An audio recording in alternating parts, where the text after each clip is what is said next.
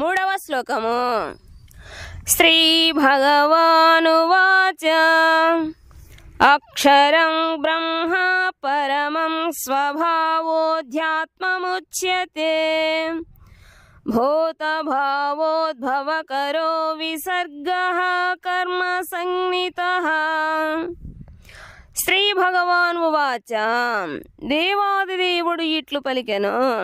అక్షరం నాశరహితము, బ్రహ్మ బ్రహ్మము, పరమం ఉన్నతమైన వాడు, స్వభావ నిత్య స్వభావము, అధ్యాత్మం ఆత్మ ఉచ్యతే చెప్పబడుతుండెను.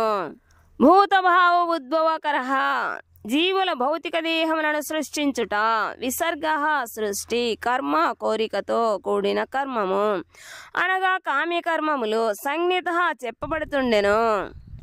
శ్రీకృష్ణ భగవానుడు పలికెను.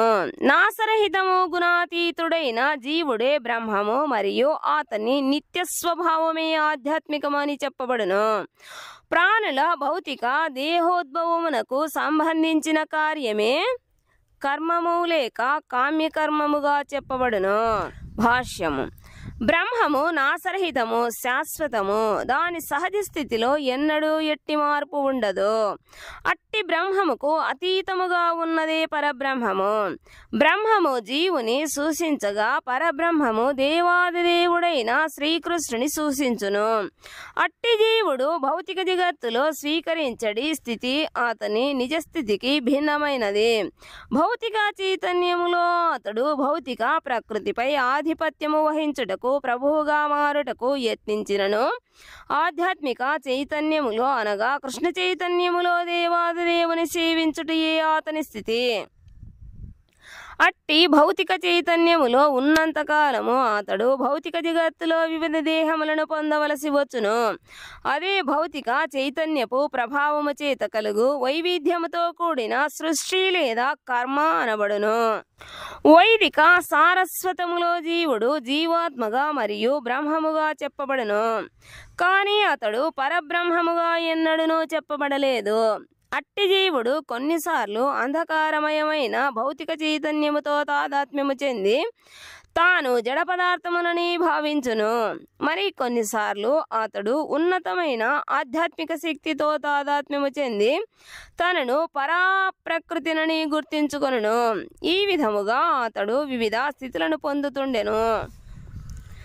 కనుకనే జీవాత్మ భగవంతుని తటస్థ శక్తిగా పిలువబడును.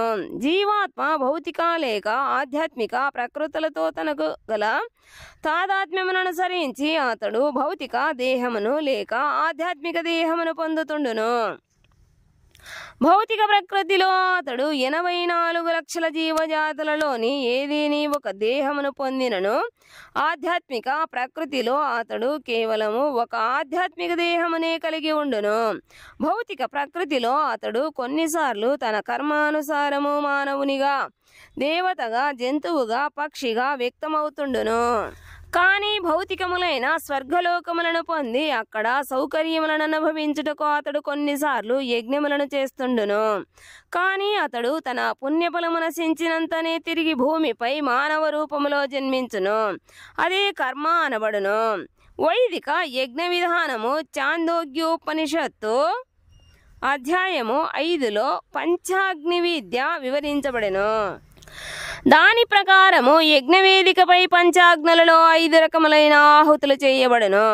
స్వర్గలోకములు, మేఘములు, భూమి, పురుషుడు, స్త్రీ అనేవి పంచాగ్నులుగా భావించబడును.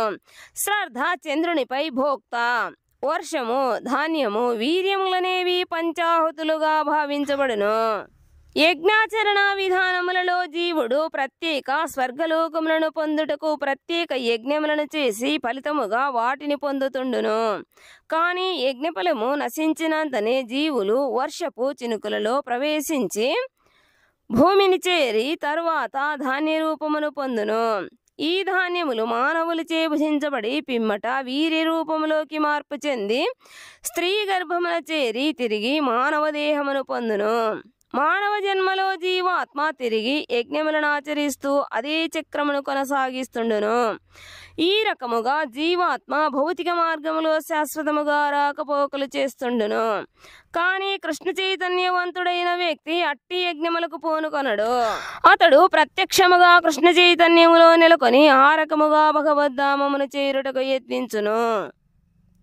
భగవద్గీతకు వ్యాఖ్యానమును రచించు కొందరు నిరాకారవాదులు భౌతిక జగత్తులో పరబ్రహ్మము జీవరూపమును దాల్చునని అనుచితముగా వాదిస్తూ తన వాదమును సమర్థించుకొనుటకు గీతలోని 15వ అధ్యాయములోని 7వ శ్లోకమును ఉదహరిస్తుందురు.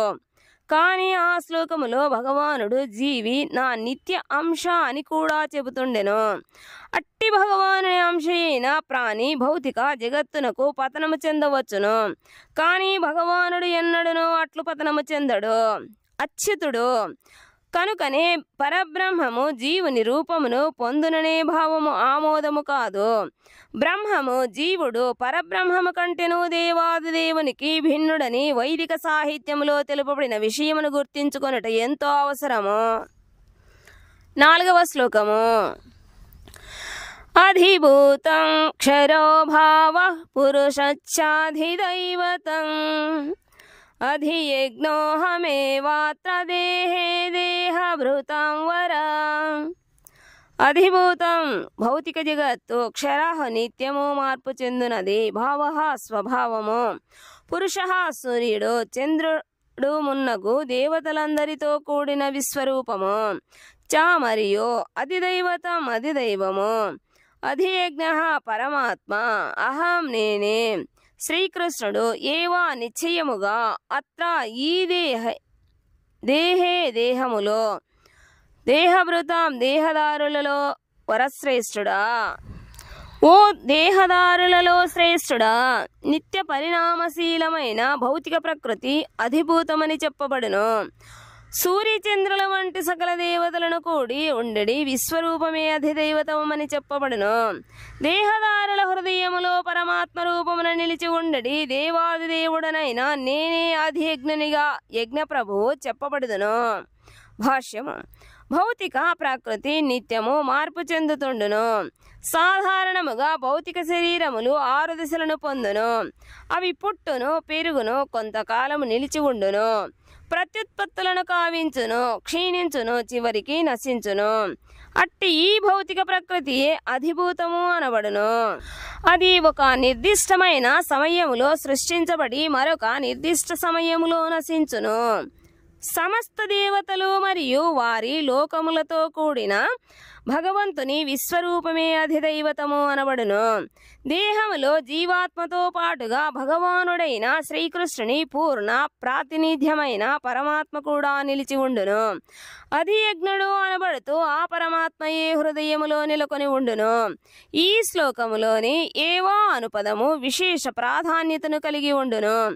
ఎందుకనగా ఈ పదము ద్వారా పరమాత్మ తనకు భిన్నుడు కాడని భగవానుడు నొక్కి చెప్పెను.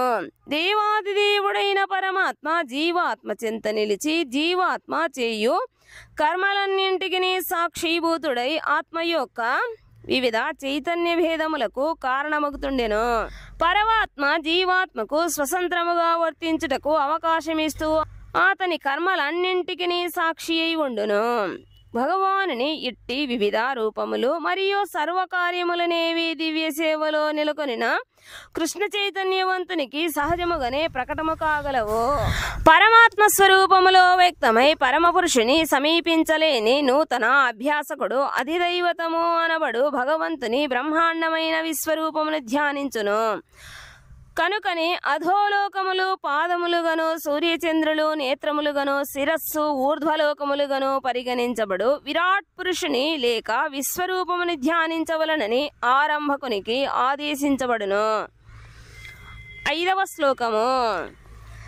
అంతకాలే చ మామేవ స్వరన్ భుక్త్వా కలేవరం యః ప్రయాతి సా మద్భావం యాతి నాస్త్యత్ర సంశయః.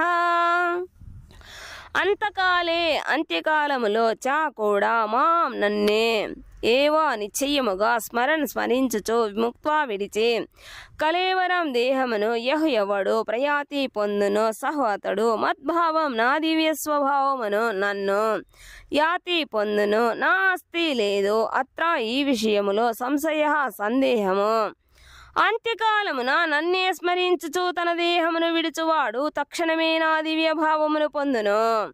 ఈ విషయమున ఎట్టి సందేహము లేదు. భాష్యము. కృష్ణ చైతన్యపు ప్రాధాన్యత ఈ శ్లోకములో నొక్కి చెప్పబడినది.